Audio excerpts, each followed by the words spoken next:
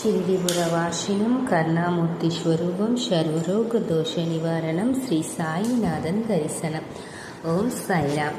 என் அன்பு குழந்தையே, நீ சாயை மட்டும்தான் முழுமையாக நம்பியிருக்கிறாய்.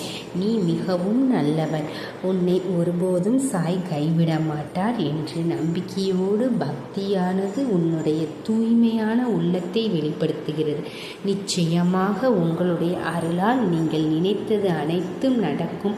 இன்பத்திலும் துன்பத்திலும் சாய் நம்மை கையப்பிடித்து வழி நடத்துவார் என்று சாயை தான் முழுமையாக சரணடைந்து விட்ட உன்னை எப்படி சாய் கைவிடுவார்?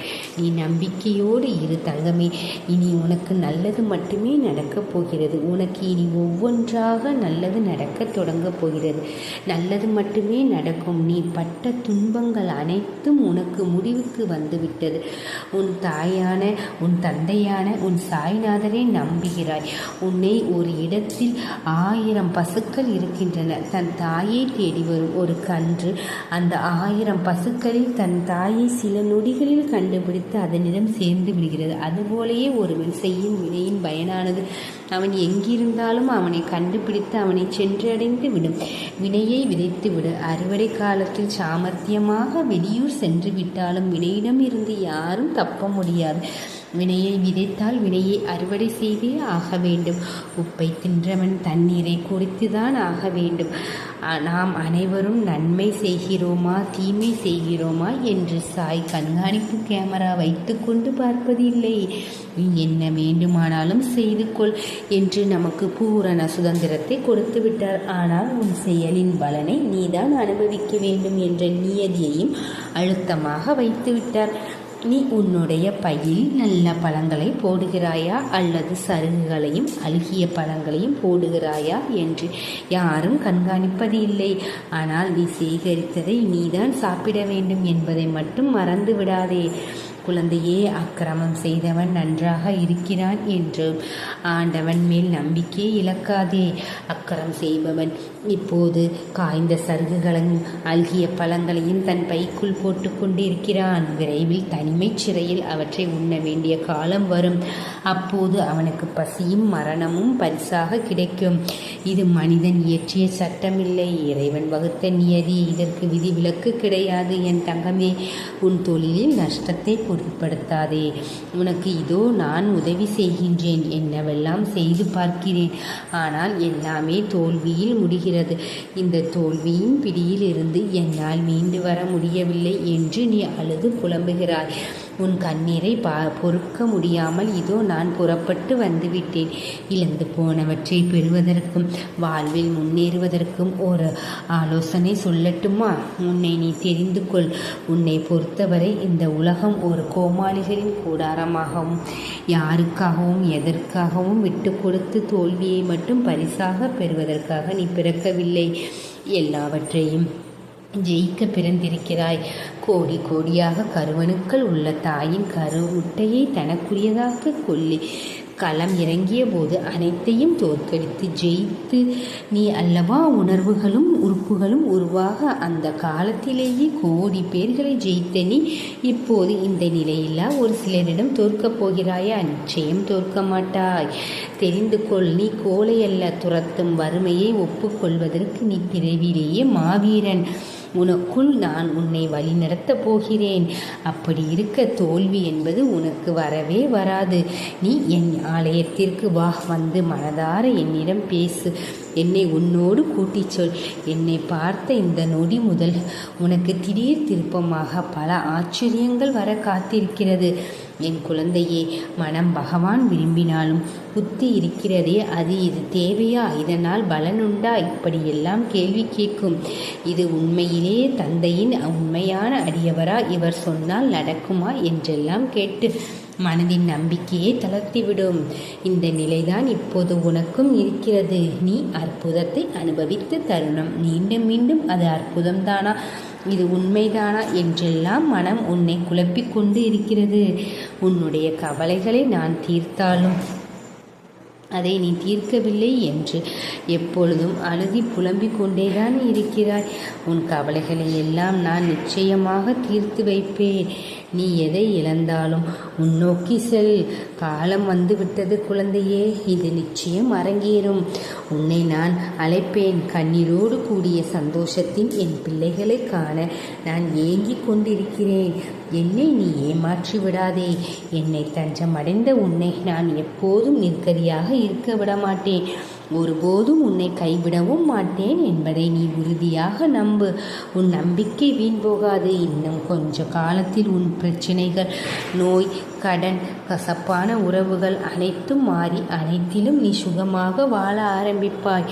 இன்ப நேரத்தில் உன் தந்தையான நான் உன்னோடு இருக்கிறேன் என்றும், துன்ப நேரத்தில் நான் உன்னை கைவிட்டேன் என்றும், நான் இல்லை என்றும் நீ நினைத்து கொள்கிறாய். நான் இருப்பது உண்மை என்பதில் உறுதியாக இருந்தால் எந்த நிலையிலும் நீ நம்பிக்கை இழக்க மாட்டாய்.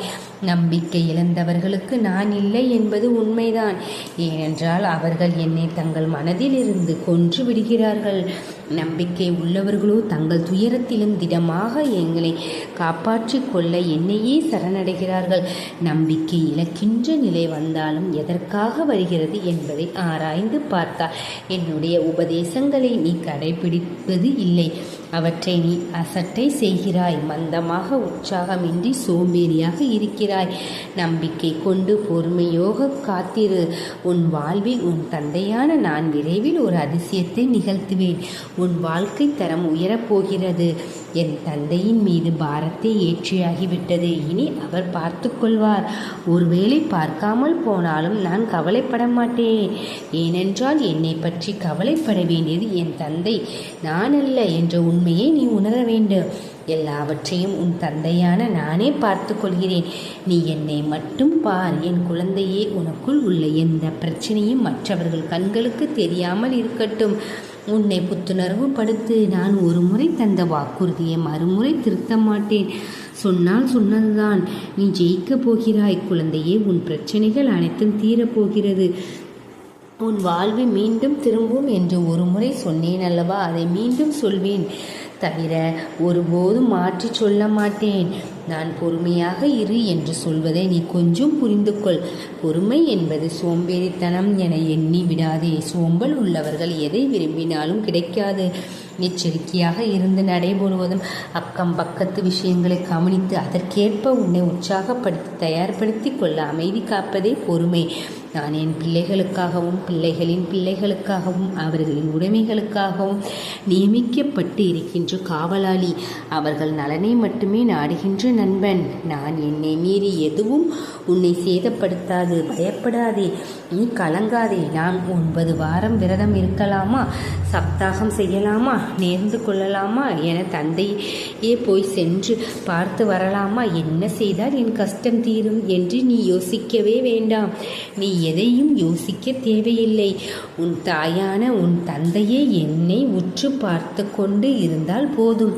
நான் உனக்கு நல்லதொரு வாழ்வை தருவேன். வறுமையில் இருந்தும் பிரச்சனை போன்றவற்றில் இருந்தும் உன்னை நிச்சயமாக மீட்டு விடுவேன். நல்லவர்கள் சோதனைக்கு உள்ளாவார்கள், ஆனால் வேதனைப்பட மாட்டார்கள். வாழ்வின் அனுபவங்கள் அவர்களின் சிறப்பிற்குமே தவிர கசப்பிக்காது. ஆரம்பத்தில் இருந்து கடைசி வரை கஷ்டப்பட்டே வாழ்ந்து செத்தவர்கள் இந்த உலகத்தில் யாருமே கிடையாது. அதே போல பிறந்த தேதியிலிருந்து இறுதி வரை சந்தோஷத்துடன் வாழ்ந்து மடிந்தவர்களும் கிடையாது. கஷ்டப்படுகிறவர்களுக்கும் துன்பம் அனுபவித்தவர்களுக்கும் ஆண்டவன் ஒரு நாளும் உதவாமல் போக மாட்டான். எப்பொழுதுமே கஷ்டப்படும் என்று யாரையும் ஆண்டவன் அப்படியே விட்டுவிடவும் மாட்டான். விதிக்கப்பட்ட தடைக்கற்கள் தரும் பாடங்களே போராட்டங்களிலும் மன வலிமையும் தரும் சோதனைகள் என்பதை மனோதிரத்தை அதிகரிக்க உதவும். சில சமயங்களில் அவர் நம்மை கைவிட்டு விட்டாரே என்று தோன்றுகிறது அல்லவா? ஏனென்றால் நாம் அவரை காண முடிவதில்லை. சோதனை வேளைகளில் நாம் காண முடியாதவாறு அவர் நம்மோடு இருக்கிறார் என்றார். அவருடைய கண்கள் எப்போதும் நம்மை நோக்கியே இருக்கின்றன. நான் உங்கள் அனைவருக்கும் ஒன்றை குறிப்பிட்டே ஆக வேண்டும். அது என்னவென்றால், நம்பிக்கை மற்றும் பொறுமை என்கின்ற நான் கூறிய தாரக மந்திரத்தை நீங்கள் கடைபிடித்தாலும் ஒருவித அயற்சியோடும் மனக்கவலையோடும் நீங்கள் வாழும் உயிர்ப்பும் உத்வேகமும் இல்லாது ஏதோ ஒன்று கடனே என்று கடமையாற்றுகின்றீர்கள். வாழ்வை ரசித்து ஒன்றி வாழ்வில் காட்சி பொருளாக்கி வாழ்ந்தால் நீங்கள் மிகப்பெரிய பலனை அனுபவிக்க முடியாது. வாழ்க்கையில் எது நடந்தாலும் குருவின் பாதத்தில் வைத்துவிட்டு உங்கள் கடமைகளை சரியாக செய்தால் உங்களுக்கு கிடைக்கக்கூடிய அனைத்தும் தங்கு தடையின்றி உங்களிடம் வந்து சேரும். இறைசக்தியும் குருமார்களையும் ஆத்மார்த்தமாக வணங்கி எதிர்பார்ப்பில்லாமல் தொழுதால் அனைத்தும் உங்கள் வசமாகும். அனைத்து கவலைகளையும் மறந்து என்னிடம் வந்து உட்கார், என்னை தியானம் செய், என் மீதே மனத்தை வைத்து நடக்கப் போவதை ஒருமித்த மனத்துடன் அமைதியாய் பார்த்திரு. வானம் உன் மீது இடிந்து விழுந்தாலும் கவலைப்படாதே. உன்னை காப்பாற்ற நான் இருக்கும்போது இந்த கவலை எதற்கு? கலங்குவதால் நீ என்னிடமிருந்து தூரமாகிறாய். என் மீது பூரண நம்பிக்கை கொண்டு செயல்படு. வைராக்கியத்தை வளர்த்துக்கொள். இந்த வைராக்கியம் என்ற தன்னம்பிக்கையை பெற நம்பிக்கை, நேர்மை, பொறுமை, சகிப்புத்தன்மை ஆகியவற்றை நீ வளர்த்து கொள்ள வேண்டும். இவற்றை எல்லாம் கடைபிடித்து என்னிடம் முழுமையாக உன்னை ஒப்படைத்தால் நான் என்றென்றும் உன்னுடைய சேவகனாக இருக்க வேண்டும். கவலைப்படாதே.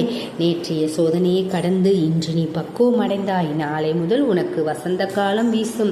பொற்காலம் நிறைந்த மனதுடன் உன் சாய் தேவா வாழ்த்துகிறேன். ஆத்திரம் வரும்போது தலை குனிந்து கொள்பவன் வாழ்வில் நிமிர்ந்து நடக்கிறான். தலை நிமிர்ந்து நடப்பவன் தலை குனிந்து கொள்கிறான். அமைதி என்பது ஆழ்கடல் முத்து போன்றது. அதை எடுப்பது கடினம். எடுத்துவிட்டால் அப்புறம் எல்லாமே பிரகாசம்தான். யாருக்கும் ரசிக்க தேவையில்லை என்பதற்காக நிலவு அதன் அழகை இழந்து விடுவதில்லை. அதுபோல உங்கள் அருமை தெரியாதவர்களை கவனத்தில் கொள்ளாதீர்கள். பொறுமையாக காத்திருங்கள். இங்கு கடைசி நிமிடத்தில் மாறிய ஆட்டங்கள் உண்டு. உனது கடின உழைப்புக்கு நிச்சயம் பலன் கிடைக்கும். தயவு செய்து நீ செய்ய தொடங்கிய காரியத்தை தொடங்கு. நீ உயர் பதவியை அடைவாய். உன்னை நம்பு. நம்பிக்கையோடு இரு. மனிதர்களின் கண்டுபிடிப்பில் மகத்தானது சொற்கள் தான். அது தானியத்தை போன்றது. விளை நிலத்தில் விதைக்கப்படும் போது வளர்ந்து செழிப்பாடு இன்னொரு விதையாகவும் மாறுகிறது. சொல்லை விதையாக்குவதும் வீணாக்குவதும் நம் கையில் தான் இருக்கின்றது. நிழலை நிஜமென்று நம்பி உன் வாழ்வை தொலைத்து விடாதே. எது நிழல் என்று எது நிஜம் என்று அறிந்து கொள். நிழல் மறைந்துவிடும், நிஜம் மட்டும் நிலைத்திருக்கும் என்பதை உணர்ந்து கொள். உன்னை கோபப்படுத்துவது ஒருவரின் நோக்கமாக இருப்பின் நீ பதிலுக்கு கோபப்படாமல் இருந்து வெல்வதே உன் கொள்கையாக இருக்க வேண்டும். மனிதர்களை நீ நினைப்பது போல எண்ணாதே. அவர்கள் எப்படி இருக்க வேண்டும் என்று இருக்கிறார்களோ அப்படி ஏற்றுக்கொண்டு நகர்ந்துவிடு. எல்லா தானங்களும் பிறரை வாழ வைக்கும். ஆனால் நிதானம் மட்டுமே தன்னை வாழ வைக்கும், பிறரையும் வாழ வைக்கும். கோபத்தில் மௌனத்தை காக்கும் எவரும் தங்கள் வாழ்க்கையில் தோற்றதில்லை. சந்தோஷம் இருக்கும் மனதை பிரதோஷங்கள் தீண்டுவது இல்லை. கோபம் நாசம் செய்துவிடும். வளர்ந்த நகத்தை வெட்டுவது போல அகந்த சூழ்ந்த கோபத்தை நீ அறவே அழித்துவிடு. அதுதான் உன் வாழ்க்கைக்கு நல்லது. வாழ்வில் ஒவ்வொரு முறையும் துன்பம் வரும்போது ஒன்றை நினைவில் கொள். உன்னை தாக்கும் துன்பங்கள் எல்லாம் உன் சாயின் சுவாசத்தில் உள்வாங்கி மறையும் என்பதை உன்னை சுற்றி நடக்கும் பல சம்பவங்களுக்கு காரணங்களை உன்னால் புரிந்து கொள்ள முடியாது. இறைவன் ஒவ்வொன்றிலும் ஒரு காரணத்தை ஒளித்து வைத்திருப்பான். அதை கண்டுபிடிப்பதில் தான் அனைவரும் வேறுபடுகின்றனர். எதையும் எதிர்கொள்ளும் மனோபாவத்தை புரிந்து கொள்ளும் பக்குவத்தையும் நீ வளர்த்து கொண்டால் நிச்சயம் நீ வெற்றி பெறுவாய். அதுபோலவே உனக்கு ஏற்படும் ஒவ்வொரு சோதனைகளின் போதும் நீ மனம் தளராது முழு நம்பிக்கை வைத்து எல்லாமே நன்மைக்கு என்ற பக்குவத்தை நீ வளர்த்து கொண்டால் எப்பேற்பட்ட சோதனையும் நீ சாதனையாக்கி விடுவாய். எந்த துரோகமும் உன்னை ஒன்றும் செய்ய முடியாது. என் குழந்தையே, என் வார்த்தைகள் மீது நம்பிக்கை வைத்து செயல்படு. உன் அம்மாவாக அப்பாவாக என்றும் உன் சாய்தேவர் உன்னுடன் இருப்பேன். வாழ்க்கையில் நீ ஓடும் இடமெல்லாம் துன்பமும் கஷ்டமும் அவமானமும் உன்னை நிழல் போல தொடர்ந்த காலம் இப்போது உனக்கு கடந்த காலமாக போகிறது. வெளிச்சம் என்ற நிழல் காலத்தில் நீ பேரொளியாய் ஜொலிக்கப் போகின்றாய். நீ வெற்றி பெறுவதற்கான எல்லா விஷயங்களையும் விட்டு கொடுத்தாய். நீ சந்தித்த துன்பங்கள், உன்னை ஏமாற்றிய நபர்கள், சூழ்நிலை என அனைத்தும் உன்னை சூறாவளியாய் சூழ்ந்த போதும் அதற்கு எதிராய் போராடி மேலோங்கி நின்றாய். உனது மனதைரியம் எத்தகையது! இத்தகைய தைரியத்தில் இருந்து நீ என்றும் வெளிவரக்கூடாது. எப்பொழுதும் தன்னம்பிக்கையுடன் இரு. விதி உன் மாயை. அந்த மாயையை வென்று நீ வெளியேறுவாய். ஓம்